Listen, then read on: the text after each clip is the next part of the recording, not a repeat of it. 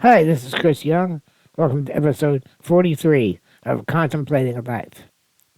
In a previous series of episodes, I described my school experiences from kindergarten through high school, attending a special ed school, as well as my neighborhood high school. Now it's time to go to college.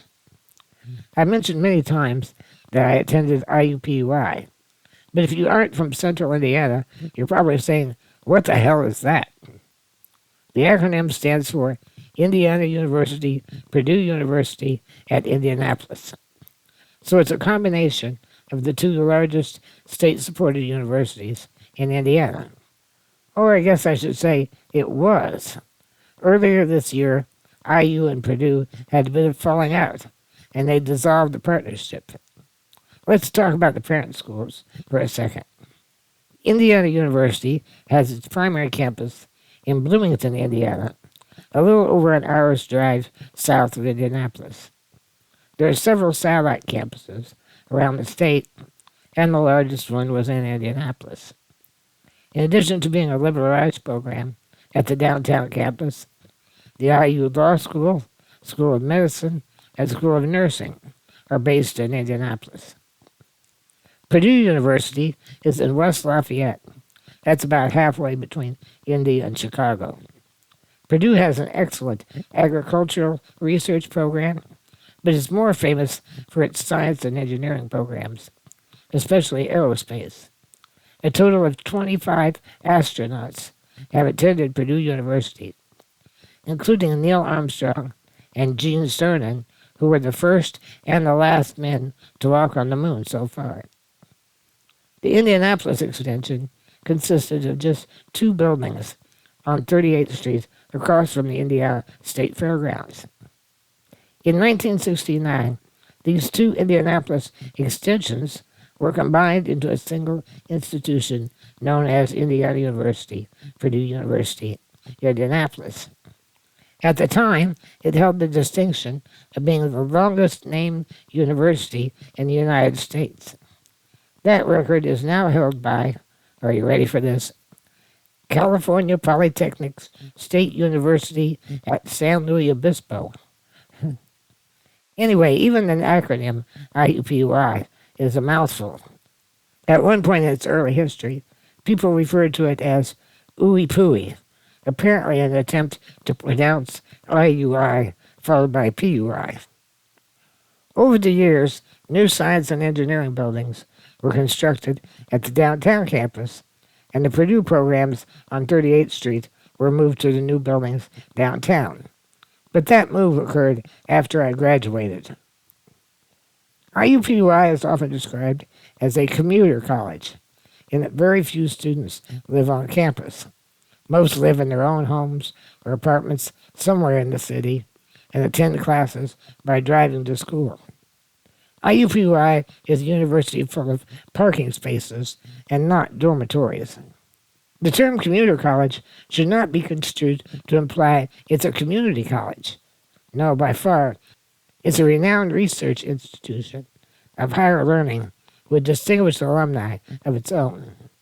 It supports vibrant research and programs in a variety of fields. It saddens me that every school I ever attended has been dissolved. IPS number 97, James E. Roberts School for the Handicapped, was closed in 1986 and eventually turned into an apartment building. Northwest High School was converted to a junior high, and most of the classes I attended at IUPUI were on the 38th Street campus, because that's where the Purdue programs were located. When everything moved downtown, the 38th Street buildings were torn down, and now they're used as overflow parking for the Indiana State Fairgrounds. So now that the merger of the IUI and PUI has been dissolved, even IUPUI no longer exists. And I'm not really sure who got what in the divorce between the two institutions, or how that's going to work on a practical level. Even though I attended something called IUPUI, my diploma says Purdue University, awarded at Indiana University, Purdue University at Indianapolis. So I got a Purdue degree. not an IUPUI degree. As you get a degree in the School of Science, like I did, you're required to take some liberal arts courses to make you a well-rounded individual and not just a science nerd. I took classes like U.S. history, French, psychology, and sociology at the downtown campus, but my math and science classes were all at 38th Street. So my question is, if getting a Purdue degree at the new Purdue in Indianapolis, does Purdue offer liberal arts classes that now duplicate those offered by the new Indiana University at Indianapolis? Obviously, if you were in West Lafayette at Purdue, they would have liberal arts. But it looks to me like the split is going to be more expensive for the state if Purdue is going to have to duplicate all of those classes here in Indianapolis when they're being offered right across the street at an IUI building. Late update, after writing this script, I found an FAQ that explains more details about which programs are moving where. You will be able to transfer credits between the two institutions. Purdue students can take IU classes and vice versa. I put links in the description. Anyway, enough rambling about IU and Purdue. Let's talk about my experiences there. IUPUI was my only practical choice. I couldn't imagine living on campus and having to deal with hiring caregivers. I wasn't used to being away from home. So I would live at home and commute like most people. At Northwest, I took the PSAT test my junior year, but I don't remember the results. I found a copy of my SAT results that I took my senior year. I got 540 verbal and 620 math. You may recall in my article, The Reunion, I found a way to cheat on an IQ test one time because it was designed so that the answers on one side of the page lined up with the answers on the other side of the page. The designers of the PSAT and SAT were smarter than that, so I had to take these tests legitimately. But I certainly had my eye open for that opportunity. The Indiana Department of Vocational Rehabilitation, known as Voc Rehab, paid for my tuition. The application process wasn't very involved. I've heard stories of kids with Duchenne muscular dystrophy being denied help from their state rehab agency because they felt the kid wouldn't live very long. As I mentioned, most kids with DMD rarely make it into their mid-20s, never to 30. But there were no such concerns expressed about my potential lifespan or lack thereof. I applied to IUPUI with nothing but my grade transcript, which was about a B average, and my SAT scores. In those days, colleges and universities didn't require things like a written essay. And I don't think at state schools like IU and Purdue that's required even today. I think that's just for those prestigious private schools. State schools are just not that picky about admissions. I was confident I would be accepted, so when I got my acceptance letter, naturally I was very happy.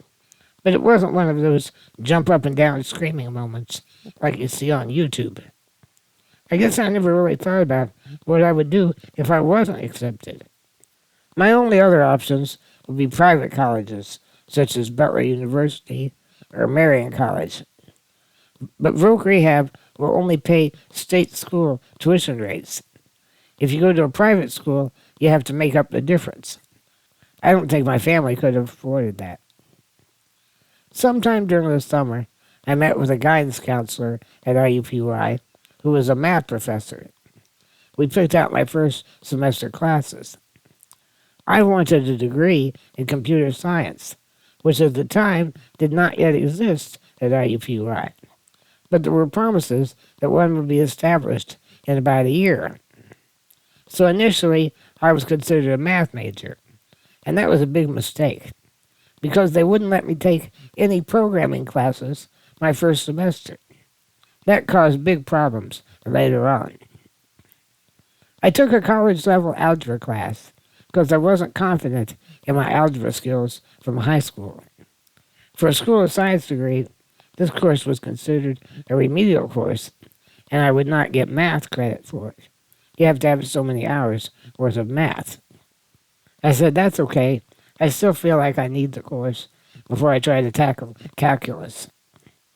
Once I was in the class, I realized it was a lot easier than I expected, and I easily got an A. I really liked the teacher. One time he called on me and asked me if I had the right answer on a particular problem. I said, I probably did. He replied, this is not a probability class. You either got the right answer or you didn't. That cracked me up, along with the entire class. He followed up by saying, commit to your answers. Even if you're wrong, you'll learn something. But don't give me this wishy-washy, I might be right. It was a good lesson to remember. I took a physics class and a creative writing class. There must have been one or two other classes, but I don't recall what they were. The writing class was a bit of a joke. The assignments were really strange. It was hard to figure out what he was looking for.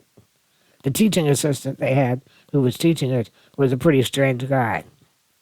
After about 3 weeks, he announced that 3 people would be leaving the class because they had taken a test to test out of it. He didn't offer that option to test out to anyone who didn't get an A on the first assignment. What I didn't know was I could have taken a writing test over the summer and skipped the class entirely. There'd be another option to take the test 2/3 of the way through the semester. I got A's on all my following assignments, and he let me take the test, which I passed. So I got to skip the last third of the semester. For the first semester, or perhaps 2, I forget how long, my mom drove me back and forth each day. Eventually, we persuaded Voc Rehab to pay for transportation. A wheelchair van service called Caravan would pick me up late in the morning. A wheelchair van service called Caravan would pick me up in the morning and drive me to the 38th Street campus. I'd take classes all afternoon, some early evening classes, and then they would bring me home at the end of the day. So getting accepted to college was relatively easy. Getting into college, that is, getting into the buildings and getting around, that was a different story. The 38th Street campus consisted of 2 buildings separated by Coliseum Avenue. That's the street that runs perpendicular to 38th Street and leads into the main entrance of the fairgrounds. To the west of that street was the Krannert Building, or K Building, which consisted of classrooms, labs, and offices. To the east of Coliseum Avenue was the Administration Building, or A Building, which housed administration offices, the library, a large classroom for architectural drawing, lots of drafting tables set up, and a couple of other small classrooms in the basement. But it also housed the computer center. On Coliseum Avenue, there was a Burger Chef fast food restaurant between the 2 buildings. The back half of the Burger Chef building also contains some offices for the psychology department, but I never went in the psych building in the whole 4.5 years I was there. I had a difficult time trying to find photos of these buildings, which were torn down a few years ago. The YouTube version of today's podcast includes a couple of photos and a map I created that shows where in the parking lot that exists today the buildings were originally located.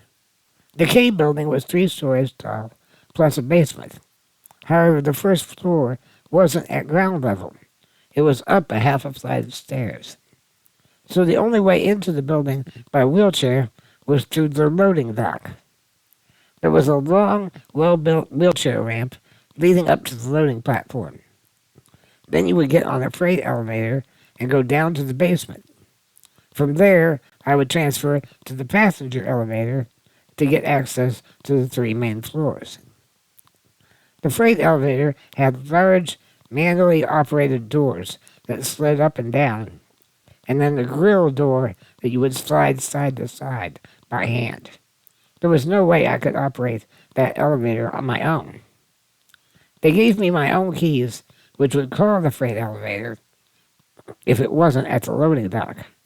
However, if it was in the basement and someone left the doors open, whoever was with me would have to go into the building, go down to the basement, close the elevator doors manually, and then bring it back up to the loading dock. Inside the building, the passenger elevator was a regular, fully automated elevator. But to call it, you had to have keys. Once you were inside, you just pushed the button to go to which of the 3 floors or the basement you want to go to. My dad built the gadget for me. He took a long, half-inch diameter dowel rod and mounted the key on the end of it. With great difficulty, I could sometimes get the key in and turn it myself, but then I had to get the key back out again by the time the doors opened, drive into the elevator, and then use the stick's other end to push the button. Sometimes I'd have trouble getting the key out, and the elevator would come and go before I could get in. So I just gave up on that plan. I carried the keys on a keychain. I would get somebody walking by to insert the key and turn it for me. Initially, I didn't have them wait around. When the elevator arrived, I would go in and push the button with my long stick. Unfortunately, one day I got on the elevator, dropped the stick, and couldn't push the buttons. I had to wait until someone else, such as a staff member, called the elevator so I could get out. After that incident, whenever I asked someone to call the elevator for me, I'd have them wait till it arrived, reach in and push the button. They didn't need to ride with me. Just push the button, I could get out on my own. People were very generous with their help. And a lot of the times when I was going somewhere, I had friends with me who would do it. We didn't have a cafeteria with food service. We just had a big lunchroom full of tables and chairs, and a small room next to it full of vending machines. You could get a horrible microwave pizza or a stale ham sandwich. Most of the time I would pack a lunch. My favorite choice was my mom's famous tuna salad sandwiches, but I had no way to refrigerate it. By the time I got around to eating the sandwich, the mayonnaise would separate and the oil would soak into the bread, making it a soggy mess. It's a wonder I didn't get food poisoning from stale mayonnaise. As I mentioned, there was a burger chef between the 2 buildings. Occasionally we get somebody to make a run over there and bring back some food. I think about my 3rd year, they established something called the Office of Handicapped Student Services. They had a volunteer who would run to the burger chef for me and half a dozen other disabled students. Burger chef gave them a printed notepad with the menu on it, like the ones that the people behind the counter would use to take orders. So we would just check off what we wanted. Someone would take that slip over there and hand it to them.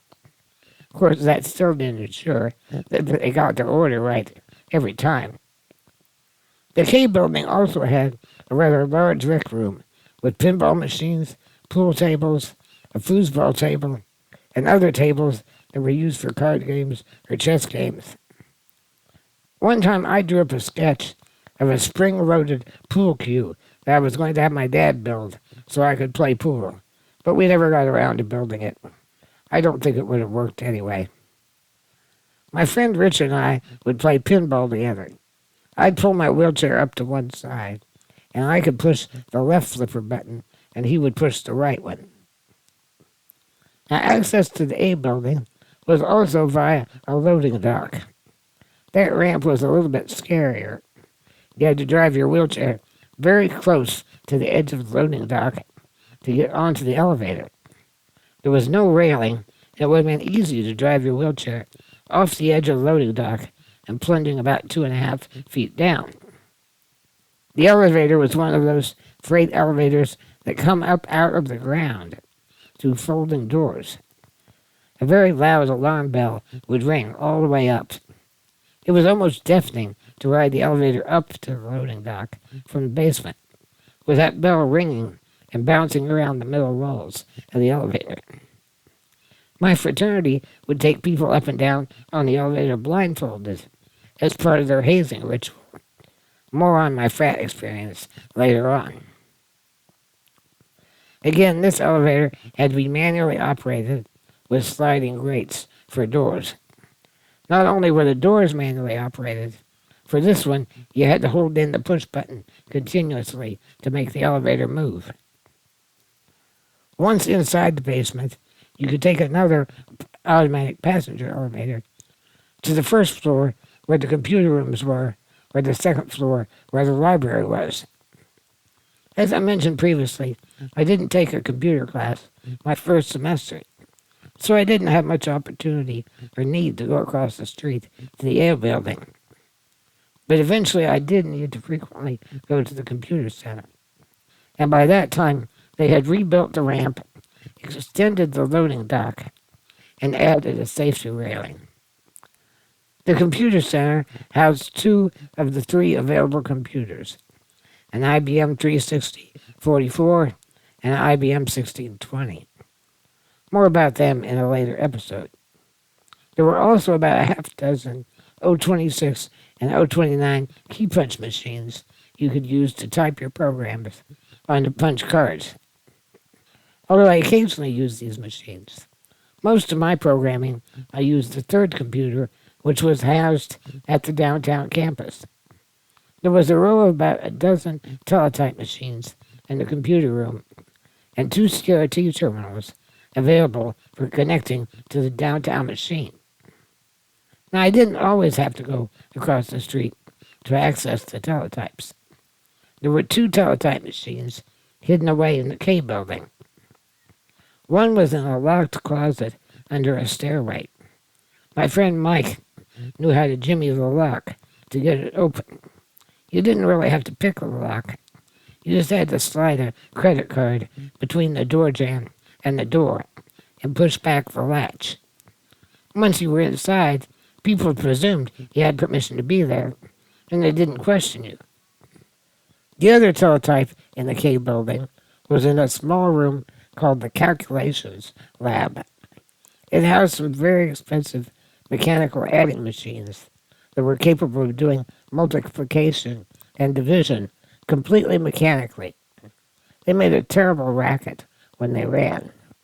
There was also a very sophisticated programmable electronic adding machine that could be programmed by sliding magnetic stripe cards through a slot. Now keep in mind this was years before the personal computer had been invented.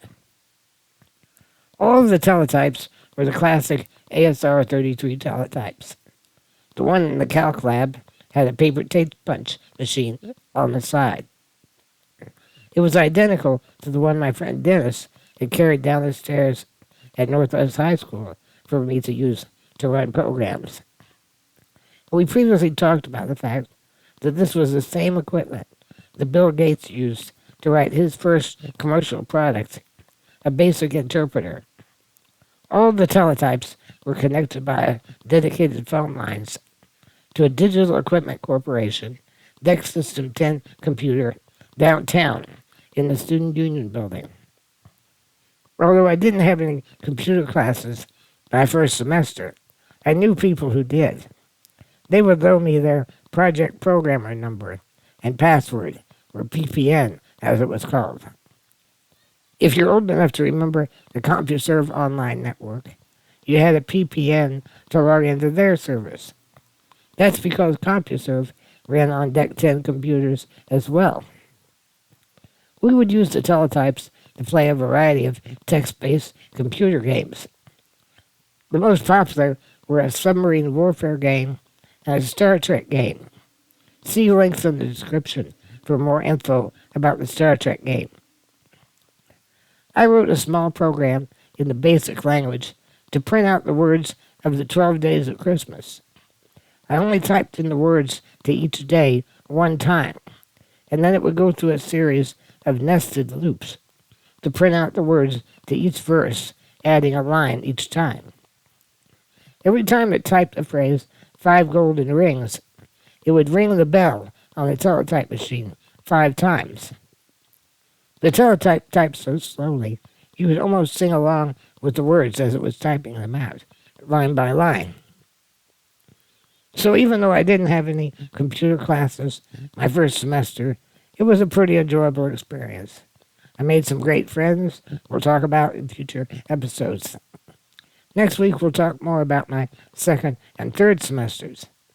Third semester, I spent at the downtown campus picking up several liberal arts classes. I had quite an adventure there. If you find this podcast educational, entertaining, enlightening, or even inspiring, consider sponsoring me on Patreon for just $5 per month. You'll get early access to the podcast and other exclusive content. Although I have some financial struggles, I'm not really in this for the money, but every little bit helps. My deepest thanks, as always, to my financial supporters. Your support pays for the writing seminar I attend and some other things, but it also shows how much you care and appreciate what I'm doing. It means more to me than I could ever express. Even if you cannot provide financial support, please post links and share the podcast on social media so I can grow my audience. I just want more people to hear my stories. All of my back episodes are available, and I encourage you to check them out if you're new to the podcast. If you have any comments, questions, or other feedback, please feel free to comment on any of the platforms where you find the podcast. I'll see you next week as we continue contemplating life. Until then, fly safe.